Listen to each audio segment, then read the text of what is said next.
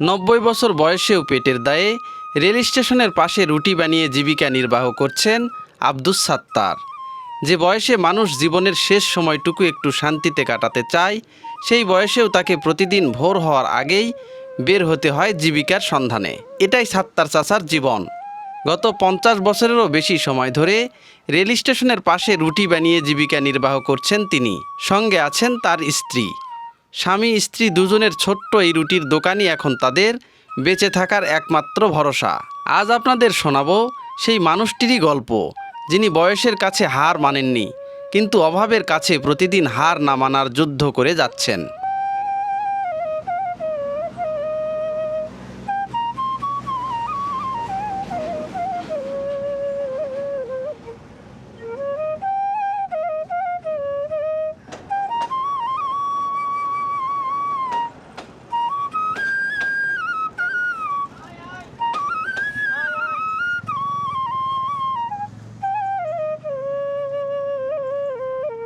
অভাবের সংসার, নিজের বলতে ১ শতক জমিও নেই। দুটি সন্তান থাকলেও তারা বাবা মায়ের খোঁজখবর নেয় না। দূরে নিজেদের জীবন নিয়ে ব্যস্ত তারা। আর এই বৃদ্ধ বয়সে দুবেলা দুমুঠো ভাতের জন্য স্বামী স্ত্রী দুজনকেই এখনও কঠোর পরিশ্রম করতে হয়। খুব ভোর থেকেই শুরু হয় রুটি বানানোর কাজ। সকাল ৯টা পর্যন্ত চলে দোকানদারি। সাত্তার চাচার দোকানে পাওয়া যায় গরম গরম রুটি, ডাল আর ডিম ভাজা। প্রতিদিন প্রায় ৫ থেকে ৬ কেজি আটা দিয়ে রুটি তৈরি করা হয়। খুব ভোর থেকেই সাত্তার চাচার রুটি খেতে লোকজন ভিড় জমাতে শুরু করে। বিশেষ করে সকাল ৬টা ৪৫ মিনিটে যখন ট্রেন আসে, তখন যাত্রীদের ভিড়ে দোকানটি আরও জমে ওঠে। ভিউয়ার্স, এই যে দেখেন, এটা কিন্তু নসরতপুর রেলওয়ে স্টেশন। এই যে এই পাশে চলে গেলে আপনি সান্তাহার পর্যন্ত স্টপেজ, সান্তাহার জংশন, সেখান থেকে কিন্তু আবার বিভিন্ন জায়গায় যেতে পারবেন। আর এই পাশ থেকে যে সকল গাড়িগুলো আসে, এটা হচ্ছে বগুড়ার দিকে চলে গেছে, মানে পূর্ব দিক, এটা বগুড়া। আর এই ঠিক এই রেল স্টেশনের পাশেই কিন্তু এই যে দেখেন, এখানেই কিন্তু এই ছোট্ট যে টং ঘর, সেই টং ঘরেই কিন্তু উনি ৫০ বছরেরও বেশি সময় ধরে এখানে কিন্তু এই জনগণের যে রুটি খাইয়ে যে সেবা প্রদান করা, সেটা কিন্তু করে আসতেছেন উনি। এখানে কিন্তু অনেক লোকজন হয়, দেখেন সব সময় কিন্তু প্রায় ৯টা পর্যন্ত এনার এই রুটির দোকানটা থাকবে। এই ৯টা পর্যন্তই কিন্তু এখানে একজনের পর একজন, একটার পর একটা কিন্তু লোকজন এইভাবে আসবেন এবং ওনার রুটি খাবেন। এমন অনেকেই আছেন যারা বাড়িতে কোনো নাস্তা করেন না, তারা কিন্তু এখানে এই সাত্তারের রুটি কিন্তু এখানে এসে খেয়ে থাকেন। অনেকের কাছে এই সাত্তারের রুটি ছাড়া কিন্তু সকালবেলার নাস্তাই হয় না। দেখেন ছোট্ট একটা সিমসাম একটা টংঘর দোকান, টিনের চালা, আর তার নিচেই অশীতিপর বৃদ্ধ আব্দুস সাত্তার। উনি কিন্তু ৫০ বছর ধরে এখানেই কিন্তু রুটি বানিয়ে আসছেন এবং আশেপাশের যে লোকজন আছেন এবং রেলে যারা যাওয়া আসা করেন, পাশাপাশি পরিশ্রমী লোকজন যারা রয়েছেন, তাদেরকে কিন্তু এই সকালের নাস্তায় কিন্তু রুটি খাওয়ান। আচ্ছা বাবা, আচ্ছা, এই যে আপনি এই জায়গায় রুটি বানান, হ্যাঁ, এটা কত বছর যাবত রুটি বানান এখানে? এটা হবে তো নিচে ৫০, বেশি হবে, কিন্তু ৫০ই ধরলাম। ৫০ বছর ধরে আপনি এই যে রেল লাইনের স্টেশনের পাশে এখানে রুটি ভাজতেছেন। আচ্ছা, এর আগে কি অন্য কোথাও ছিলেন না এখান থেকেই শুরু? এক অন্য জায়গার ভিতরে ছিলাম, বাজার ভিতরে। এটাতে মানে এখানে আসা হবে বছর দুয়েক হবে। কয়টা থেকে কয়টা পর্যন্ত খোলা থাকে? রাতের আমি 2টার থেকে এইদিকে 8টা পর্যন্ত, 10টা পর্যন্ত দোকান খোলা। 2টার সময় কি কাস্টমার আসে না ওই সময় জোগাড়পাতি করে নেন? এগুলো কাজ তৈরি করে নেই। এখানে বসেন কয়টা পর্যন্ত? কয়টা থেকে? 3টায়, 3:30, 3টার দিকে এখানে বসে শুরু করি, বেচা কেনা শুরু করে। তখন থেকেই শুরু হয়? হ্যাঁ হ্যাঁ। মানে নামাজ পড়ে মানুষ অনেকে আসে, আবার যারা দূর দূরান্তে যায় তারা ইয়ে করে না? টাইম। আচ্ছা, আপনি কি শুধু এই রুটি ভাজেন না অন্য কিছু করেন পাশাপাশি? রুটি আর ডিম, আর অন্য কিছু না। অন্য কিছু না? এই ৫০ বছর ধরে এখানেই রুটি ভাজতেছেন? একই ব্যবসা, একইভাবে চলতেছে। এই যে স্থানীয় খরিদ্দারেরাই বলবে যে কত বছর হলো করতেছে, আমরা বাপের আমল থেকে দেখে আসতেছি নাকি, এনারাই বলবে। আচ্ছা, বাড়িতে কে কে আছে এখন আপনার? আমার বাড়িতে এখন কেউ নেই, আমার স্বামী স্ত্রী দুইজন। স্বামী স্ত্রী দুইজন। আপনার সন্তানরা আপনাদের পাশে থাকেন না? না না, কেউ নেই। 2টা সন্তান, 2 জায়গা দূরে দূরে আছে। এখন আপনার বয়স কত? এখন বললাম তো 90 বছর হয়ে গেছে চলতেছে। তো এখন এই যে চলাফেরা করেন, কাজ করেন, কি সমস্যা হয় না? সমস্যা হয়। তাই? কোনো দিন কাজ করতে পারি, কোনো দিন বন্ধ হয়ে যায়। আচ্ছা, এই যে হাত এইরকম কুচা আছে, পা কুচা আছে, মানে রক্ত টানে ধরে মনে হয় ছিঁড়ে যাবে। তাই যে এরকম হয়? এইরকম অবস্থা। আবার কেউ জ্ঞান হারা যায়, এই তাহলে আমাকে আবার সাং করে লিয়ে যা বাড়ি ছুঁয়ে আসে। আচ্ছা, এই যে যে আপনি এই রুটি বানাতে গিয়ে যে খড়িগুলো ইয়ে করেন, এই খড়ি কি কিনে নেন সবগুলো না? খড়ি কিনা, কিন্তু কাঠটা হচ্ছে মোটা, হ্যাঁ। ওটা আবার দাও দেওয়া বা কুড়াল দেওয়া একটু ছিঁড়ে দেওয়া লাগে, তখন কষ্ট বেশি হয়। কষ্ট বেশি হয় না? ভিউয়ার্স দেখেন, এই যে অশীতিপর বৃদ্ধ, উনি কিন্তু ওনার বয়স কিন্তু 90-এর উপরে। উনি আজ থেকে 50 বছর আগে থেকে এখানে কিন্তু এই যে রুটি বানিয়ে কিন্তু এই আশেপাশের লোকজনদের কিন্তু এই সকাল হলেই কিন্তু খাওয়ান। বিশেষ করে এটা একটা স্টেশন, কিন্তু এটা বগুড়া জেলার আদমদিঘির নসরতপুর রেলওয়ে স্টেশন। এখানে সকাল 6টায় একটা ট্রেন যাওয়া আসা করে, 6টা সাড়ে 6টার দিকে। সেই ট্রেনের প্যাসেঞ্জাররা এখানে নাস্তা বেশি করেন। পাশাপাশি এখানে যারা আগন্তুক লোক আসে, হয়তো দেখা গেল যে নামাজের পরে অনেকে পায়চারি করে, অনেক দূর দূরান্ত থেকে লোক আসে, সেই লোকগুলোকে সকালের নাস্তা হিসেবে এই যে রুটি, আর রুটির সাথে থাকে ডিম ভাজি আর ডাল, এইটা উনি 50 বছর থেকে এই ব্যবসায় উনি করে আসতেছেন।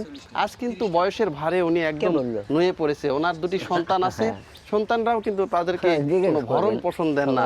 এই কারণে আজ 90 বছর বয়সেও এই ধরনের আসলে কঠোর পরিশ্রম তাকে করতে হচ্ছে, শুধুমাত্র দুবেলা দুমুঠো ভাতের আশায়। সকাল 9টায় দোকান বন্ধ হলেই কি তার কাজ শেষ হয়?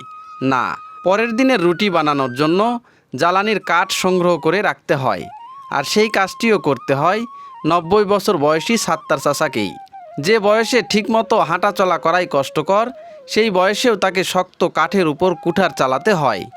একসময় শরীর আর সায় দিতে চায় না, তখন একটু জিরিয়ে নেন, আবারও শক্তি সঞ্চয় করে হাতে তুলে নেন কুঠার। এভাবেই চলছে তার জীবন সংগ্রাম। আচ্ছা, আপনারা এই বাড়িতে কতদিন থেকে থাকেন? 20 বছরের উপরে গেছে। 20 বছর উপরে না? এর আগে কোথায় ছিলেন? এর আগে বাসাতে আছে। বাজারে ছিলেন না? এই জায়গাটা তো আপনাদের মনে হয় নিজস্ব এখনো না, হয়নি? না। সরকার রেলেরই জায়গা? রেলের জায়গা। আচ্ছা, এমনিতে আপনাদের কি জমা জমি ওইভাবে নাই? কিছু নাই বাবা, কিছু নাই না? বাড়ি ঘরে জায়গাও নেই। সন্তানাদি কয়জন? 2টা ছেলে সরা থাকে বাবা। আপনাদের কাছে থাকে না? না। আপনাদের দেখেও না? না, বুঝতে পেরেছি। তারা কি করে? ওরা বাড়িতে নিজ নিজ কামাই করে করে খায় সব। তাই না? হ্যাঁ, হালকিছি। বুঝতে পারছি।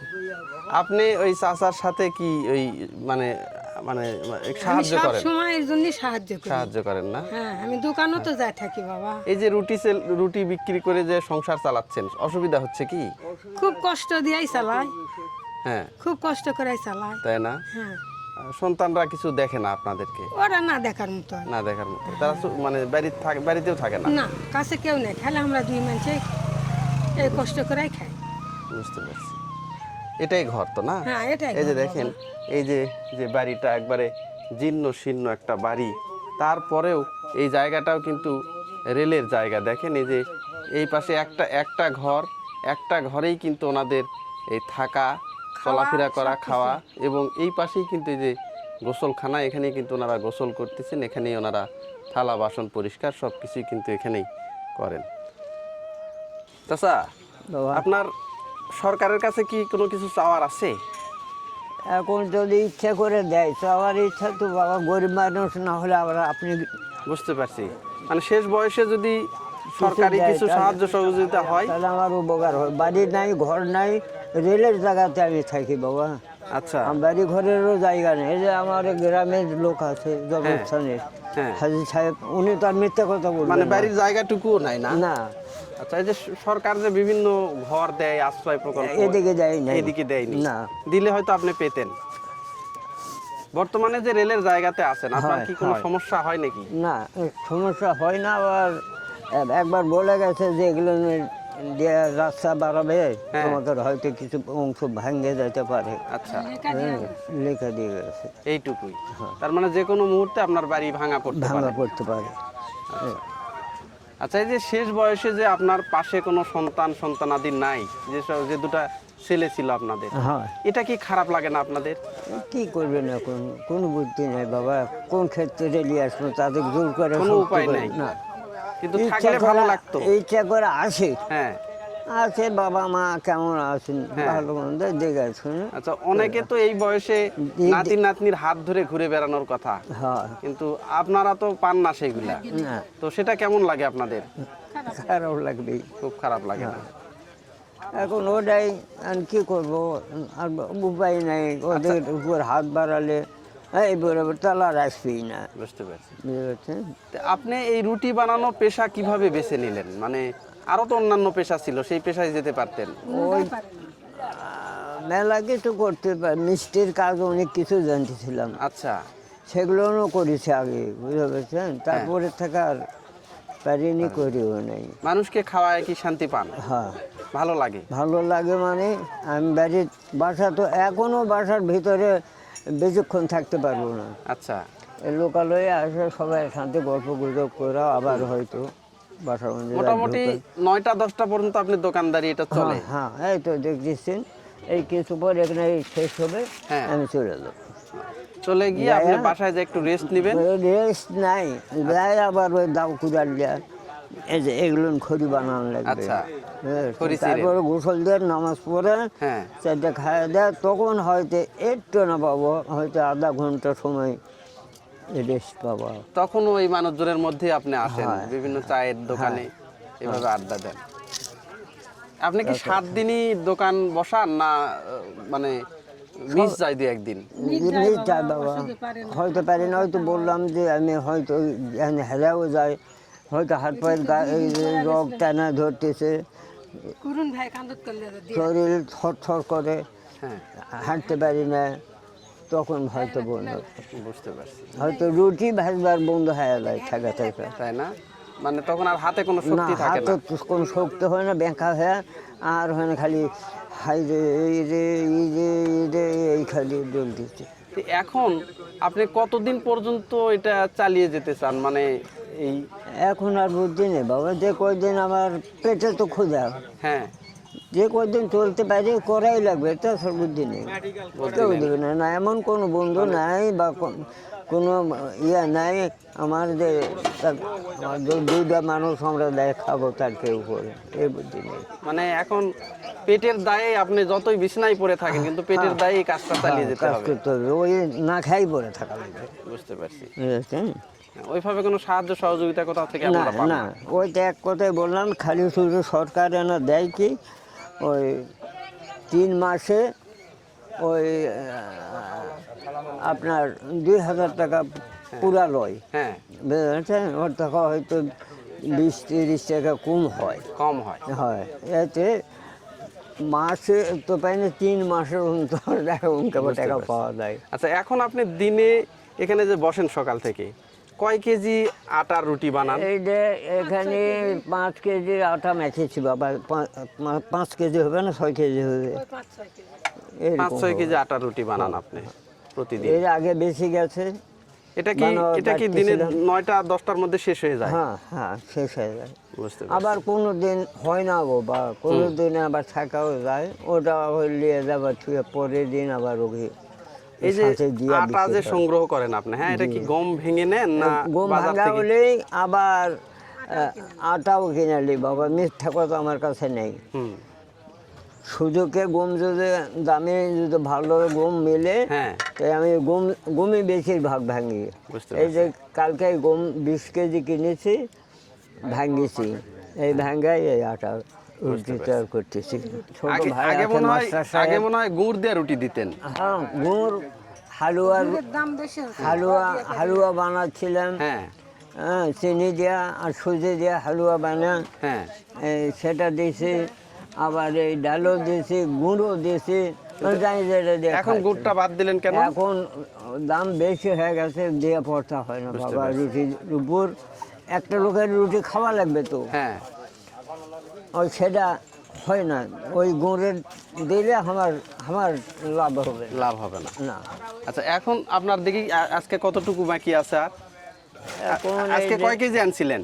আজকে 6 কেজি 6 হবে। কেজি আনছিলেন, মোটামুটি কেজি 2 আর এখন আছে মনে কেজি হয়। দিয়ে আটা আর আছে। তার মানে আর 1 ঘন্টার মধ্যে আপনার মোটামুটি শেষ হওয়ার কথা। হাই রিয়েল ভাইজানের বাড়ি কোথায়? এখানে এখানেই না? আচ্ছা, এই যে রুটি খাচ্ছেন, ওনার রুটি কেমন লাগে? সুন্দর, ভালো টেস্ট। আচ্ছা আচ্ছা, এই যে 90 বছর বয়সী একজন লোক কর্ম করে খাচ্ছেন, এই বয়সে তো অনেকে একদম শয্যাগত, তো এটা আপনাদের কেমন লাগে? এটা তো খারাপ লাগার কথা, কিন্তু তারপরে উপায় নেই, হ্যাঁ, তাকে কর্ম করে খেতে হবে, যেহেতু পাশে ছেলে পেলে কেউ নেই, একলা থাকে, এই জন্য তাকে কর্ম করে খেতে হবে। আচ্ছা সে তো ভালো লোক। আচ্ছা, আপনি কতদিন থেকে এনার রুটি খান এখানে? বহুদিন থেকে, যতদিন থেকে বানাই এখানে ছিল, ওই দোকান ছিল। হ্যাঁ, মোটামুটি আপনারা অভ্যস্ত হয়ে গেছেন যে সকালবেলা আসলে আসলে এখানে নাস্তা করি আমরা, সাত্তারের রুটি পাওয়া যাবে। পাওয়া যায় 70 ওনার নামই তো হয়ে গেছে সাত্তারের রুটি। 70 রুটি। কখনো কখনো দোকানে রুটি বানানোর সময় প্রচণ্ড গরমে তার মাথা ঘুরে যায়, এমনকি তিনি পড়েও যান। তখন আশেপাশের মানুষ এগিয়ে এসে তাকে বাড়িতে পৌঁছে দেয়। তবুও পরের দিন আবার ভোর হয়, আর ভোরের সঙ্গে সঙ্গে শুরু হয় নতুন দিনের লড়াই। 50 বছরেরও বেশি সময় ধরে একইভাবে চলছে এই সংগ্রাম।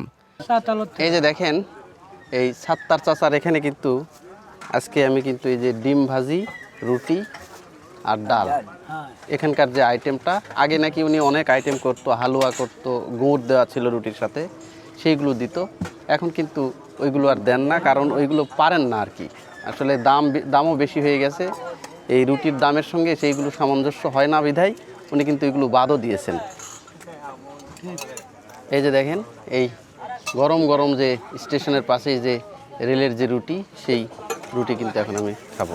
ঠিক আছে, সত্যি সেটাই করতে হবে। হ্যাঁ, তাছাড়া লবণ ঝাল ধরে দেন, লবণ আর ঝাল আনা বেশি দেন। লবণ দিব বেশি, হ্যাঁ, পেস্ট করতে না ধরে দেন। হ্যাঁ, মজাদার লবণ কেনকা বেশি। গরম গরম রুটি, মজাদার। বয়স 90, শরীর ভেঙে পড়েছে, সন্তানরা পাশে নেই, তবুও থেমে নেই সাত্তার চাচা। কারণ অভাব বয়স বোঝে না, ক্ষুধাও বোঝে না শরীরের দুর্বলতা।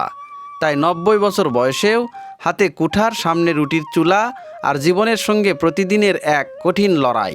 সাত্তার চাচার জীবন সংগ্রামের এই গল্প আমাদের হয়তো একটা প্রশ্নের সামনে দাঁড় করিয়ে দেয়, জীবনের শেষ বয়সে একজন বাবা মায়ের সবচেয়ে বড় প্রয়োজন কি শুধু দুবেলা দুমুঠো খাবার, নাকি সন্তানের একটু ভালোবাসা আর পাশে থাকার নিশ্চয়তা? হয়তো এই প্রশ্নের উত্তর আমাদের সবারই জানা। সাত্তার চাচার জন্য রইল অনেক শ্রদ্ধা, ভালোবাসা এবং সুস্থ জীবনের শুভকামনা।